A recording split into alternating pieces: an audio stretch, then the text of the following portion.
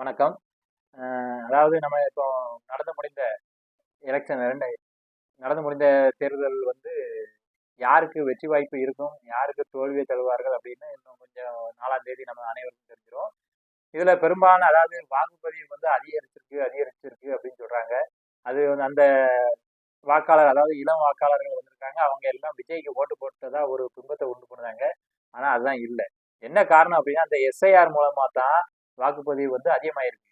ஏன் அப்படின்னா, கிட்டத்தட்ட 30 வருஷத்துக்கு முன்னாடி இறந்து போனவங்களோட பேர் கூட ஓட் லிஸ்ட்ல இருந்துச்சு. ஆனா இப்போ அதெல்லாம் நீக்கிருக்காங்க. அப்படிங்கும்போது தான் நம்ம ஓட்டு சதவீதம் வந்து அதிகரிச்சிருக்கு. அது மட்டும் இல்லாம இளம் வாக்காளர்களும் ஒரு காரணம். ஏன்னா இளம் வாக்காளர்கள் கண்டிப்பா ஊர்ல இருப்பாங்க. ஒண்ணு படிச்சுக்கிட்டு இருப்பாங்க. இல்ல படிச்சு அப்பதான் வேலைக்கு போயிருப்பாங்க. ஸோ அதனால அவங்களும் இதுல எல்லாருமே ஓட்டு போட்டதுனால சதவீதம் வந்து அதிகரிச்சிருக்கு. கண்டிப்பா இந்த எலெக்ஷன்ல வந்து ரிசல்ட் வந்து ரிசல்ட் கொஞ்சம் டஃப்பா தான் போகும் தெரியுது.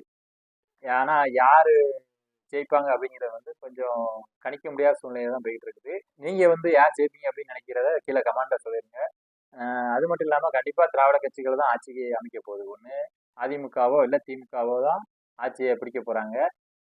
விஜய் அவர்கள் வந்து கண்டிப்பா ஓட்டு நிறைய வாங்குவாரு. ஆனா ஜெயிக்கக்கூடிய வாய்ப்பு வந்து ரொம்ப கம்மி. இன்னொரு விஷயம் நாம் தமிழரோட ஓட்டு சதவீதம் வந்து கண்டிப்பா அந்த தேர்தல்ல குறையும். குறையும் அப்படிங்கிறது எங்களோட கணக்கு.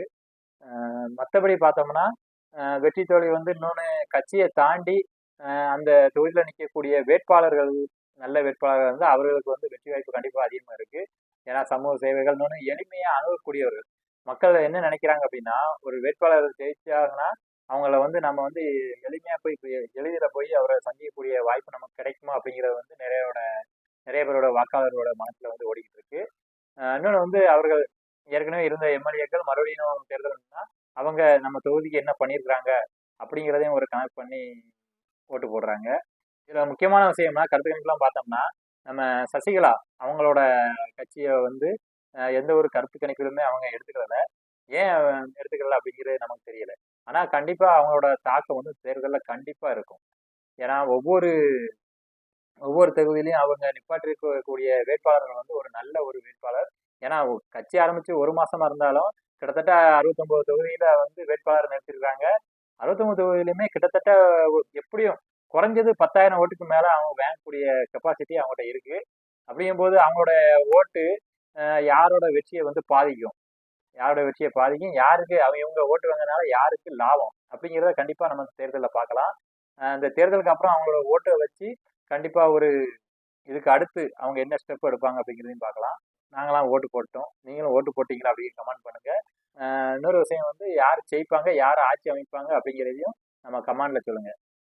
பாய். நம்மளை ஃபாலோ பண்ணாமல் கண்டிப்பாக ஃபாலோ பண்ணுங்க, சப்ஸ்கிரைப் பண்ணுங்க நம்ம சேனலை.